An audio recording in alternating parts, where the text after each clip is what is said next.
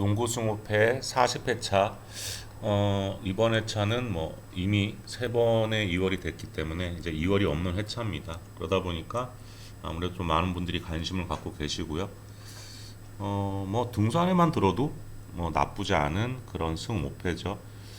근데 뭐 해보신 분들은 아시겠지만 미리 라인업을 알 수가 없는 상황이어서 갑자기 또 누가 결장을 할지 뭐 누가 복귀를 할지 이 부분을 좀 빨리 캐치하시면 도움이 될 텐데 현재로서는 100% 그거를 파악을 하기는 좀 힘듭니다. 그래도 뭐 나름 좀 예상을 한번 해보고 기본 초안 제가 올려드린 거는 지금 32조합인데 저는 아마도 이제 48 조합으로 갈 것 같고요. 1번 경기부터 14번 경기까지 간략하게 좀 살펴보도록 하겠습니다. 그리고 뭐 선수가 누가 나올지, 누가 복귀를 할지 결정을 할지는 최대한 좀 아침까지 보시고 접근하시길 바라겠고요. 만약에 아침까지 볼 수 없다, 그러면 뭐 전날 마감 직전까지라도 좀 확인을 해 보시고 접근을 하시길 바라겠습니다. 1번 경기 샬럿 워싱턴 경기입니다. 샬럿은 헤이워드, 마틴 100% 아웃이고요. 로지어하고 데스주, 라멜로 볼도 뭐 결장이 유력한 상황입니다. 근데 유력한 상황이지 100% 결장은 아니고요. 근데 이 선수들이 다 결장을 한다고 하면 샬럿의 공격 시 뭐 게임을 조립해줄 선수가 거의 없습니다. 직전 경기 로지어가 결장했던 보스턴전에서 140대 105 완전 뭐 대패를 했고요. 뭐 사실 보스턴이 막판에 뭐 살살 해줘갖고 이 정도지 작정하고 했었으면 한 50점 차, 6점 차 이렇게 났을 경기로 보입니다. 워싱턴 같은 경우는 현재 원정에서 4연패 중이죠. 마이애미전 2연패, 보스턴전, 브루클린전 모두 패배를 하면서 원정 경기력이 좋지는 않습니다. 하지만 경기력만 놓고 보면 뭐 완전 막장의 수준 뭐 이런 정도는 아니고요. 샬럿이 경기를 잡는 이변이 발생을 한다고 해도 뭐 5점 차 이상의 대승은 힘들 것으로 보이고요. 뭐 또 이번 회차가 회차인 만큼 평소보다는 그래도 좀 많은 조합을 가져가실 거라고 보고 첫 경기 5패 정도로 접근하시면 무난하다고 보고요. 제 개인적인 생각으로는 사실은 워싱턴이 발라야 하는 경기로 보고는 있습니다. 근데 또 첫 경기부터 부러지면 또 그러니까 이 경기는 좀 안정적으로 5패 정도로 접근을 추천드리고요. 두 번째 경기 애틀 덴버 경기입니다. 이도저도 아닌 경기력을 보여주고 있는 애틀이죠. 콜린스의 경기력 저하, 뭐 자꾸 트레이드설이 나오고 하다 보니까 경기에 집중을 잘 못하는 것 같습니다. 그리고 카펠라의 낮은 높이, 또 영과 머레이만의 활약으로는 뭐 강팀들을 상대로 좋은 경기력을 보여주기 또 힘든 상황입니다. 애틀랜타라고 하면 원래 3점슛이 팡팡팡 터지고 해줘야 되는데 그 역할을 해줄 선수가 현재는 보이지 않고 있고요. 덴버 같은 경우는 최근 경기 일정이 좀 따라주면서 3연승을 달리고 있습니다. 뭐 차포 다 빠진 클리퍼스에게 1승, 또 휴스턴과 내리 두 경기를 하면서 2승, 뭐 체력도 세이브를 하고 경기력도 끌어올리면서 편안하게 경기를 했죠. 애틀 원정길이 뭐 쉬운 원정길은 아니지만 요키치의 높이를 막을 선수가 현재로서는 보이지가 않습니다. 물론 뭐 산에서 내려오는 덴버는 분명 약점이 있긴 하지만 덴버가 질 것 같지는 않습니다. 단 덴버가 이겨도 원정 경기에서는 또 대승하는 경기는 또 찾아보기 쉽지가 않죠. 5점 차 내외의 승부가 굉장히 많고 그래서 이 경기는 약간 전략적으로 가셔야 되는 게 애틀이 터지는 날은 또 분명히 무섭습니다. 강팀도 막 잡죠. 예를 들면 3점이 막 터진다. 뭐 영과 머레이가 정말 미쳐가지고 뭐 날아다니는 그런 날이 또 있긴 분명히 있습니다. 그래서 저는 덴버가 이기면 5점 차 내외의 승. 뭐 이게 거의 뭐 단통 5로 가도 좋기는 할 것 같은데 그래도 투표를 보니까 애틀 승 쪽으로 10%대밖에 없어요. 그래서 이거는 이변용으로 승 하나를 붙여서 승으로 접근을 하면 어느 정도 커버가 되고 괜찮을 거라고 보고요. 세 번째 경기 보스턴 마이애미 경기입니다. 이 경기가 이제 단통 구간 중에서는 투표율이 가장 높은 경기인데 이 경기는 조금 생각을 좀 해보셔야 되는 게 이 경기에 마이애미 버틀러가 복귀를 할 것인가 아닌가 이 부분은 반드시 체크를 하셔야 됩니다. 지금 현재 상황은 반반 정도로 봐야 될 것 같고요. 보스턴의 홈 경기력은 뭐 인정을 해야 되는 부분이고 현재 홈 10연승을 달리고 있죠. 그리고 뭐 엄청납니다. 홈에서 터지는 3점 슛은 뭐 어느 누구도 막을 수가 없고요. 그런데 이제 한 가지 우려스러운 부분은 이미 어제 한 차례 경기를 했고 같은 장소에서 다시 또 경기를 하게 됩니다. 근데 보통 NBA에서 이런 경우는 나눠먹기 경기가 굉장히 많이 나온다는 거, 이 부분은 아마 아실 거고요. 또 보스턴 쪽에서 갑자기 생각지도 않게 누군가 결정을 할 수도 있습니다. 아직 그렇게 뭐 뜬 내용은 없는데 갑작스럽게 그런 부분이 있으니까 이 부분도 좀 체크를 하셔야 될 것 같고, 만약에 이렇게 될 경우 버틀러가 복귀를 하고 보스턴 쪽에서 누가 하나 빠지고 뭐 이런 상황으로 가면은 이거 굉장히 머리가 아파질 수가 있습니다. 왜냐하면 보스턴이 일단 마이애미의 아데바요는 전혀 제어를 하지 못합니다. 보스턴의 유일한 약점이라고 할 수 있죠. 포스트가 완전 텅텅 비어있기 때문에 아데바요한테는 기본적으로 뭐 30점 정도는 준다고 보고, 제가 볼 때 이번에도 아데바요는 절대 막을 수가 없을 겁니다. 그리고 버틀러가 복귀를 하면 의외로 5가 나올 수도 있지 않을까. 그래서 제가 이제 이따 보시면 아시겠지만 이제 물음표를 좀 쳐놨습니다. 이 경기 보스턴이 정상적인 라인업으로 나오고 마이애미의 버틀러가 복귀를 하지 않는다는 전제하에 보스턴 단통승을 보고요. 만약에 배팅 직전까지 버틀러가 복귀를 한다고 하면 머리를 좀 쥐어 짜셔야 될 것 같습니다. 저 같은 경우는 만약에 버틀러 복귀한다고 하면 단통으로 승부를 봐야 하는 구간이 아닌가 그런 생각을 좀 해보고요. 마이애미가 기본적으로 뭐 그렇게 호락호락한 뭐 그런 팀이 아니죠. 뭐 7인 로테이션을 돌려도 이겨버리는 팀이니까. 근데 버틀러까지 복귀를 하면 더 끈적거리는 팀이 될 수가 있습니다. 그래서 이 부분은 좀 반드시 체크를 한번 해보시고요. 기본적으로는 보스턴 단통승을 보시되 5 가능성은 열어놓고 이 경기는 좀 대기를 타셔야 할 그런 경기로 봅니다.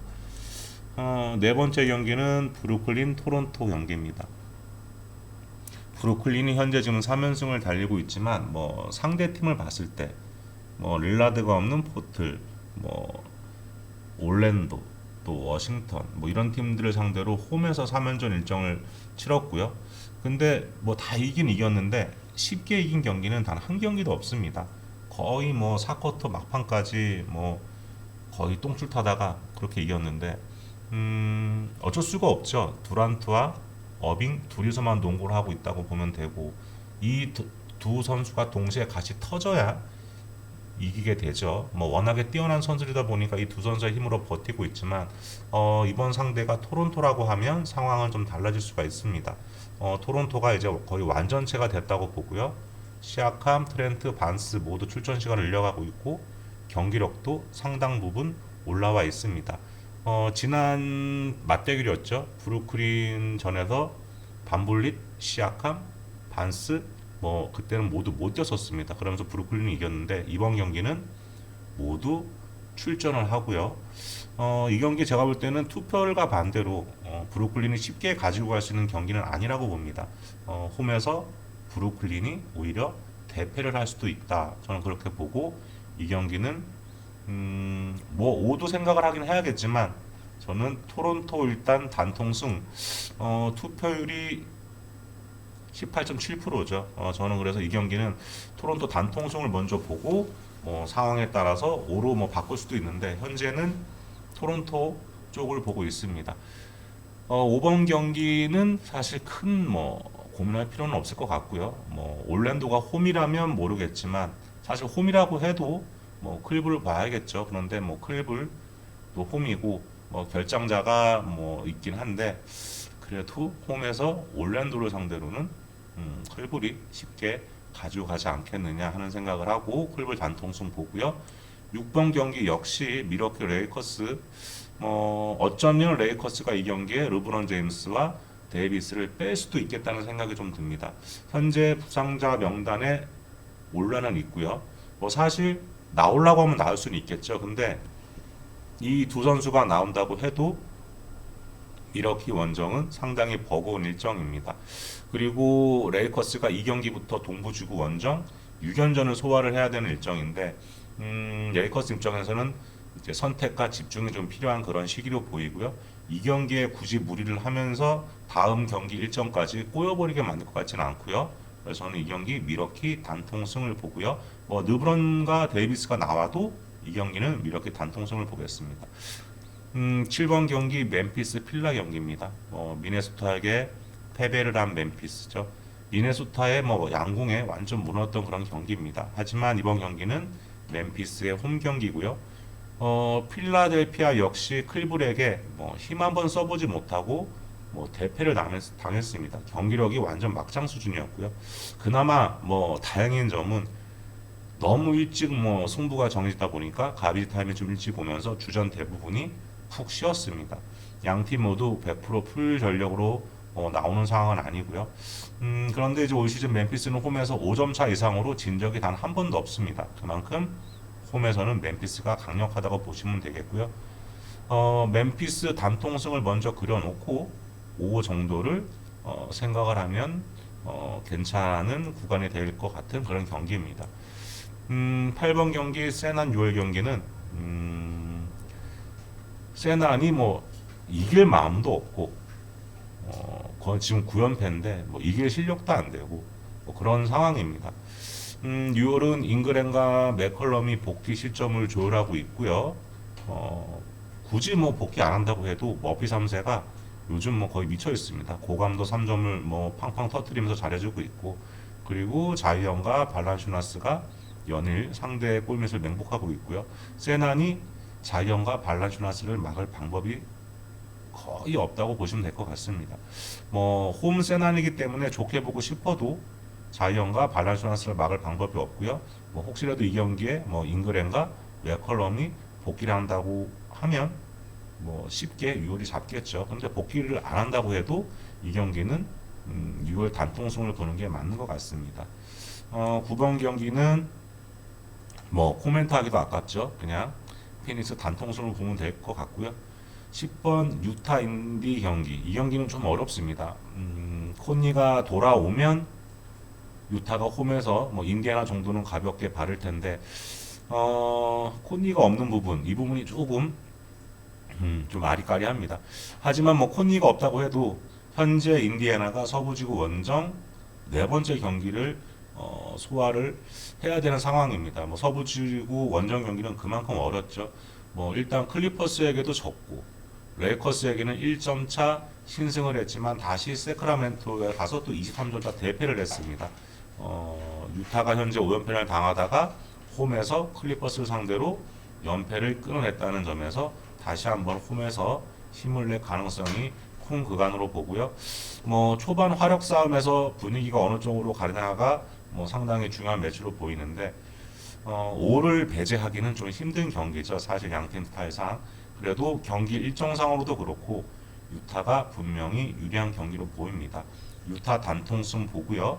5 가능성은 지켜보고 결정을 해야 될 것 같습니다. 일단 안전하게 간다고 하면 승우 정도 보시면 될 것 같고요. 11번 경기 골수 시카고 경기입니다. 시카고가 골수 원정에서 비빌 수가 있을까? 이게 이제 포인트가 되겠죠. 골수 수비를 생각하면 그럴 수도 있겠지만 골수의 홈 경기력만큼은 높게 평가를 해야 합니다. 현재 홈 8연승이죠. 물론 홈에서 종종 이제 5 구간이 튀어나오긴 하지만 시카고가 골수를 상대로 최근 10경기 전패입니다. 이 중 5점 차 승부는 시카고 홈에서 딱 한 번 있었고요. 나머지 9경기는 홈 원정 구분 없이 모두 대패를 했습니다. 시카고가 서부지구 원정 경기 일정을 소화 중인 상황이라 이 경기도 그렇게 쉽지 않은 경기가 될 것으로 보고 골수 단통승을 보고요. 12번 어려운 이제 KBL이 나오네요. 창원 LG, 서울 SK. SK 공격력은 최준용이 복귀하면서 인정을 해줘야 되는 부분이고, 하지만 수비는 여전히 불안감이 있고요. SK가 이겨도 박빙으로 이길 가능성도 높고. 근데 제가 이제 마킹은 5패로 해놨는데 이 경기는 조합에 따라서는 SK 단통으로 갈아탈 수도 있습니다. 근데 현재는 한 5패 정도 SK가 쉴 만큼 쉬었고 또 쉬는 기간 동안 어느 정도 수비 조직력을 좀 가다듬었을 수도 있고 그래서 지금 SK 단통으로 가느냐 아니면 이제 5패로 가느냐 이 부분은 좀 고민을 끝까지 좀 해봐야 될 것 같고요. 일단 현재 마킹은 5패입니다. 13번 가스공사, 인삼공사 이 경기도 좀 어렵죠. 가스공사가 2연승 중입니다. 물론 상대가 삼성, KCC이긴 했지만 가스공사가 불안우소였던 외곽이 터지기 시작하면서 경기를 아주 쉽게 하고 있습니다.